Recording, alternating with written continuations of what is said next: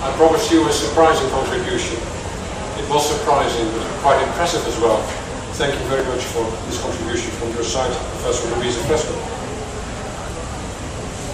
Ladies and gentlemen, we come in a way to the main dish of what we have in this meeting, because the meeting was organized for the Young Professionals Award. And you heard already that there were 53 contributions from 29 countries, if I remember well. And the best 10 of these contributions are published in this book that you can get in the end of this meeting, because this book is published just this afternoon. And the best 3, at least according to the jury, but the jury report will be disclosed by Tineke Huizinga later this afternoon.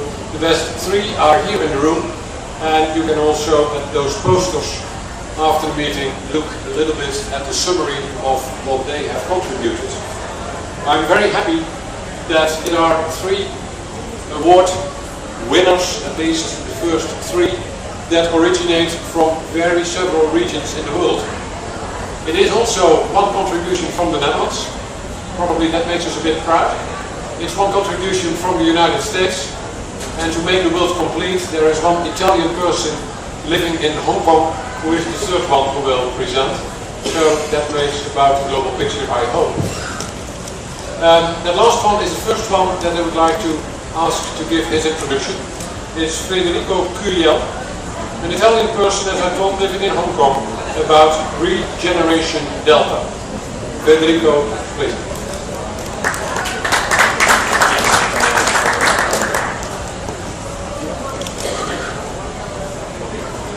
Good afternoon, everybody.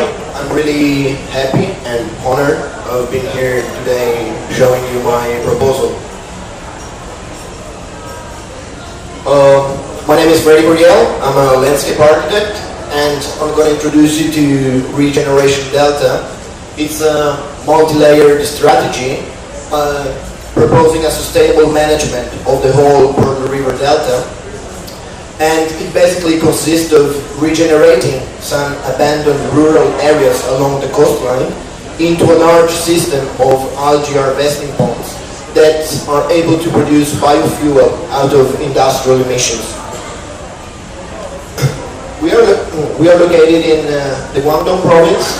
It's one of the fastest growing and fastest developing delta regions of the world that reach nowadays already 63 million inhabitants.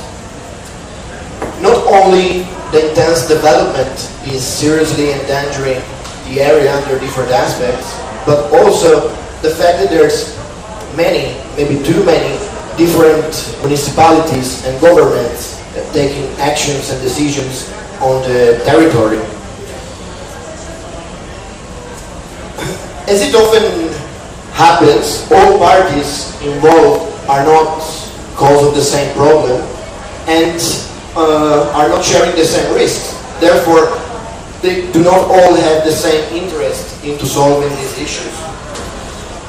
On such a large scale, a regional strategy, in order to be properly efficient, first of all, it needs to be formulated by all the parties at the same time.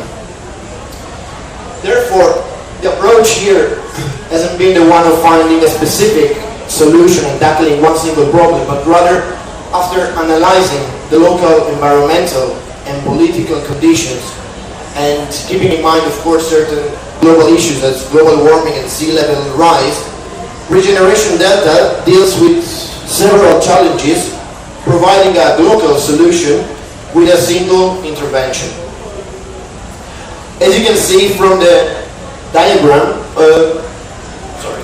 the different policies adopted by the different realities are actually creating a series of clusters in the whole region that are specifically dedicated to the certain kind of activities, and very often these clusters are really clashing into each other, as I will show you later.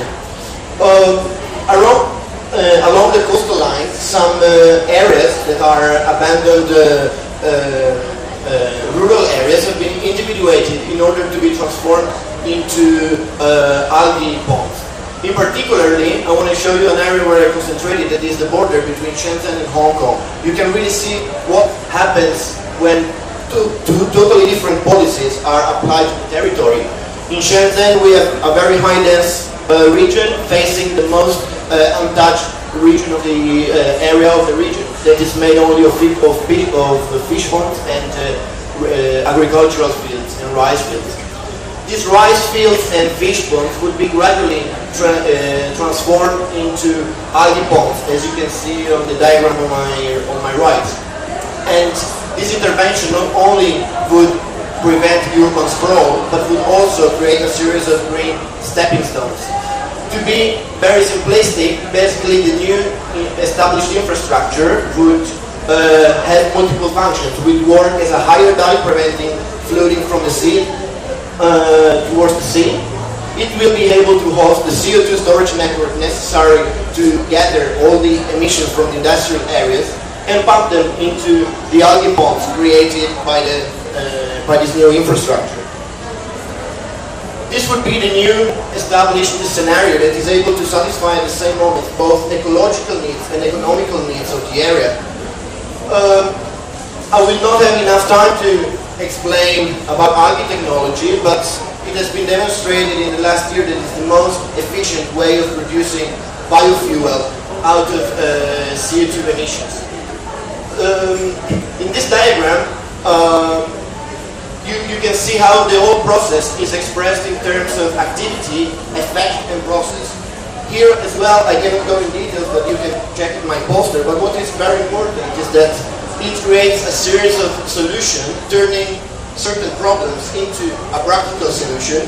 And what happens is that we are able to close the circle, creating a green loop of positive effects, where the final outcome is also regenerated into the very same system.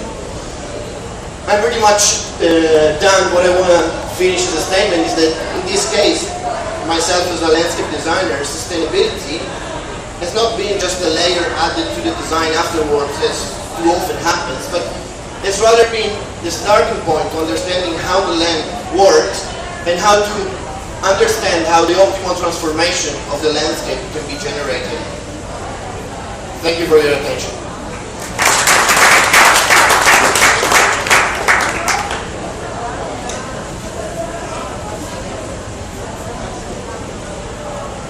Federico, thank you very much.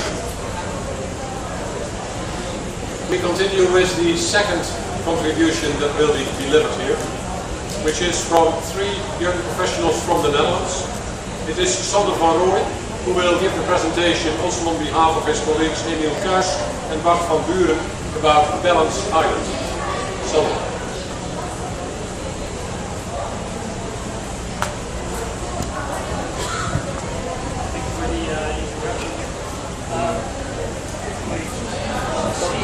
We don't hear you.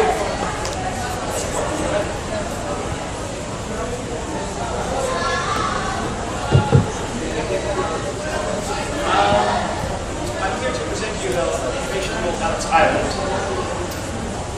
And this innovation is about reducing salt intrusion in the freshwater lake in the Netherlands. And at the same time, we're trying to really build the delta in a very sustainable way. And I'm going to take you on a 4-minute journey to the Netherlands. First, I'm going to explain a little bit about where we are. For those people who don't know, this is the Netherlands, visible here on the right side, Germany on the eastern side, North Sea on the western side. And this project is located in the southwestern delta. And as you can see on the left, there is a dam in the middle, with on one side freshwater, since the building of the delta works, and on the left side we have the ocean. And as you can see in this image graphically, the transition from salt to freshwater is very sharp, meters. And what we're going to do in the Netherlands is open up the locks that are in this dam and let back a part of the tide that we've kept out for the last 40 years. The benefit of this is that it will bring back fish migration such as salmon. The bad thing about it is that it also brings back salt, which is in